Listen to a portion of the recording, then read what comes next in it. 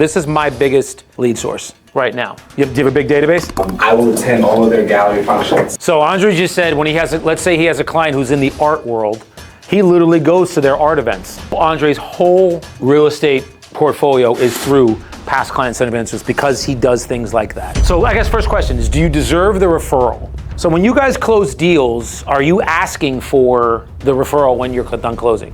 What we don't want to do is ask for the referral once they've closed. Because the expectation's still what? It's right here. You haven't closed yet, but you're literally right there. So when they close, guys, it's like, whew, 1 to 2 days before, you know this thing's closing, you've got the clear to close, title's done, everything's done.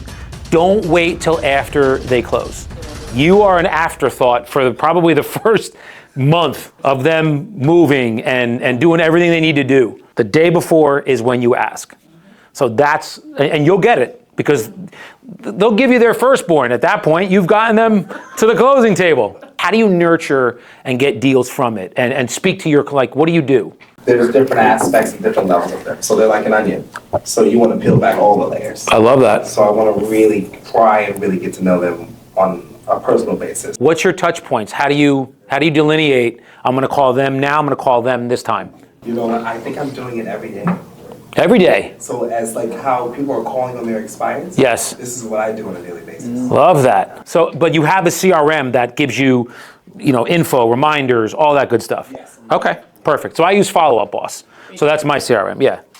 So, and I love them because they integrate with they integrate with BombBomb, they integrate with StreamYard, they integrate with everything. I have touch points to where specific clients, if they've closed and it's an anniversary, I'll call them. If it's someone's birthday, I'll call them. If I'm in I do this a ton, and this is something I want to share it with you. If you're in an area where you know you've closed somebody, call them. When you're in the car, hey, Andre, listen, I was just in your area, past your house the other day, and just thought about you. Wanted to reach out and see how things are going. How's life in Maplewood? I love when people call me and think about me. Is that what you do to me? When he's in the area, he calls. Yes. Oh my God. Of course. I'm a client. If I'm in your area, I'm like, Annika, where are you at, man? Just so you guys know, I don't say or teach anything that I don't do myself. That's one of the things that I share with clients and investors. When they ask me for advice, that's the first thing that I'll say to them. Guys, I'm never going to tell you something that I don't do myself. Agent, client, clients most of the time, but even agents. I have other agents that I called Mike the other day, Hearn.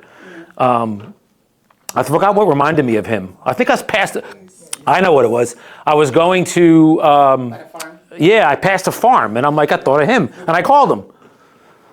So those are good ways for you to just think about that. We just had a 2 to 3 minute joyous laughing connection off of me thinking about somebody and calling them and telling them. Do you not think your clients would appreciate that too? Mm-hmm. Of course they would. Whether we like it or not, or we think we are or not, guys, we're in the relationship business. This is the business we're in. Create them, cultivate them. Oh, so here's one that I haven't done in a while, well, since COVID.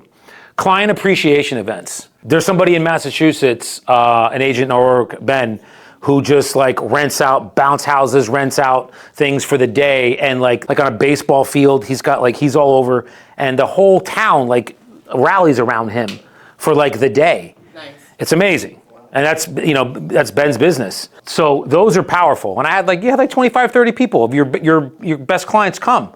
And you rent out the bar and you bring food and they love it. And everybody's kind of mingling.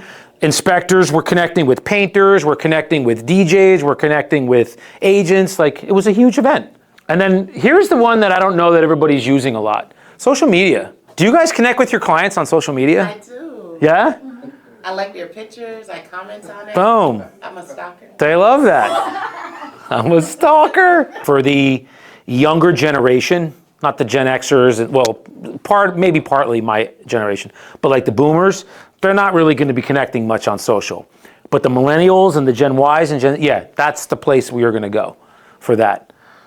I just had an interaction this morning where I'm trying to get one of them on the phone. They're texting me, I call, doesn't answer, and I was like, I need to talk to you to figure this out. on the way here. It's funny. So let's hit the next one. And this is one that I know people aren't calling very much. Who here's calling probates? I'm the only one? I'm sending letters to them. Well, I'm going to give you a better way. Okay. Why probates? So we know that millennials are the second largest, the largest population group. Baby boomers, guys, are second. They are retiring. Unfortunately, they're aging and are going to move on too. I just had a parent move on in the last year and a half.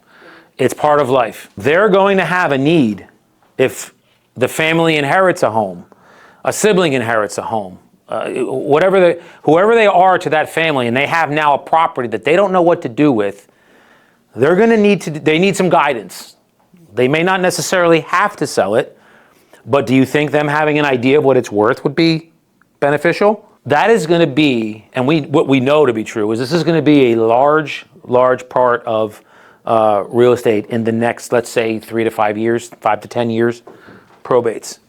But people don't know how to get them. How do you get those leads? Who are they? What do we say to them?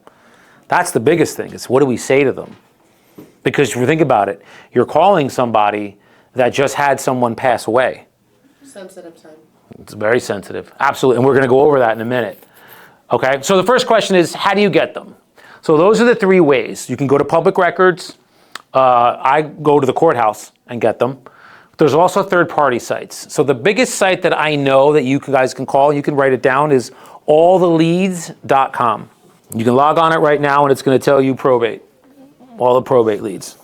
They are pay per lead. You can pay for them, and they're accurate. They're the most up-to-date and accurate is the courthouse. I find it's the courthouse. You just go there. You have to figure. So for any area that you guys are in, you're going to have to figure out what the town and the city that you're going to, what their process is to get the actual data. So these are just all public, like you just go walk in? Yes, it's all public. So it's a great question. So if you pull out the probate script, let's take a quick look, because you just asked a question that's on there. Go to, It's the second page. yep, how did you get my number? Oh. That's the first, usually that's a question that they're going to say to you. How did you get my number? And you know what, Jamie, this really works because I had a listing in TNEC and Go ahead. I had a listing for maybe 3 weeks. And my client received a letter from another realtor. Yes. And within that letter, I guess she got the information from the courthouse. Yep. It did go through probate. And she had a detailed outline like of when they actually filed and everything else too. And then she included a CMA packet. Ah, nice. In order to attempt to try to lift, Sure. but my client had called me, she was a little upset about it. Yes. To herself, it's already listed. Why is someone attempting to try to pry into her home? Yep. But it is something that I think is viable and definitely would work. Yes, absolutely. Because she got the information from the courthouse.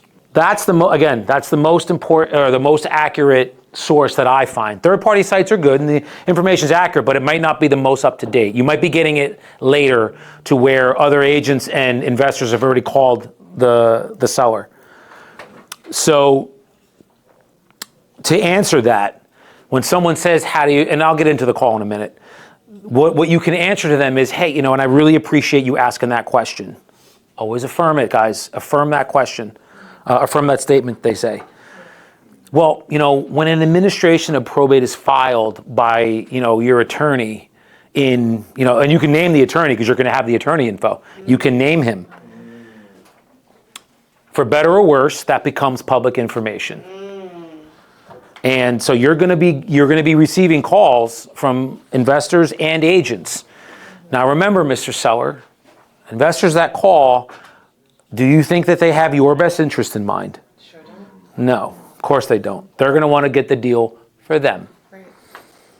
The reason I'm reaching out to you is I work specifically with families that are moving through that probate process. And we just wanted to reach out and see if there would be a need for you or the estate to either sell the property or even, to sell the property. We can say that.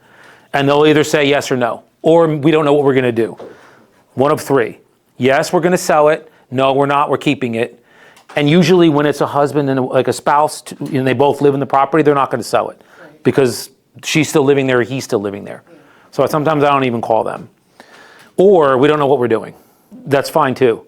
You can, again, guys, it's always offering value. Yeah, and I really appreciate you sharing that with me. And then you can we'll go into the response to that in a minute.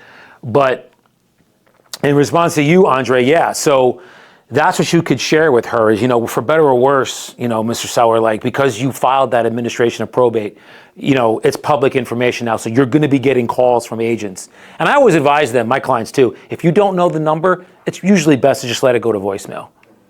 That's what I advise, okay? So how do we approach them? We all can agree it is a very sensitive thing, right? Yeah. When someone has someone pass away. One of the reasons I started calling them is because the response that I got, my mother got when my dad passed away was insane. I still get calls and they think that I'm my dad. I get Charles on a text message. Are you still looking to sell this property? So they don't even, it's all automated. They don't even know. It's like, they don't have accurate info. So the first way that you can call to approach them is you already know the person that's passed because you have all the information there. When they did, who the personal representative is, that's the one who's in charge of the estate. That's the number that you want. They're the person that you're going to be calling. And when I get that info, I'll call them. And then again, my first introduction to them is, hi, I was looking for such and such. The reason I was calling, ma'am, is we work specifically with families that are moving through that probate, that estate process. So I just wanted to reach out very respectfully and see if you would have a need to sell, the estate would have a need to sell that property in the future. Or maybe you have a need for some ancillary services that we offer. Well, what are those? Or again, you'll get the yes, no, or we don't know. Let's say they say we don't know. You'll offer some value to them, which is, yes, I appreciate that, ma'am. I know this is a very sensitive time for you. So what we will often find with families that really don't know what to do with the property is to have just maybe a good realistic assessment of value. So would having that, having an understanding of what the property is actually worth, would having that information be of need or value to you, because maybe that can help you make the decision that would help serve your family best. And they'll say yes or no. Let's say yes. Okay, great. Well, we also offer a couple other services too.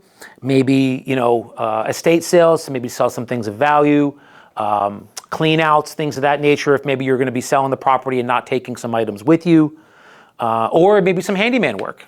Thinking maybe you want to do some painting or carpentry, things of that nature. Would any of those be of value or service to you?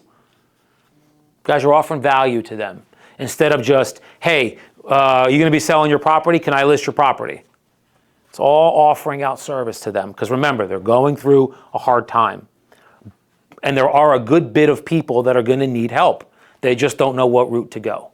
And we're going to help them, because that's what we do. I've pivoted away from expireds. The market's not showing me that the ones that are there are really super motivated to sell. So I pivoted to different lead sources. Is there any scenarios you guys want to go over before I go to the next one? So for me, I noticed when I call an expired, a lot of them are saying, they're blaming it's the market. Okay, sure. My agent told me that my home didn't sell because of the market, Uh-huh. or it was too high, but this is the number I want. Yeah.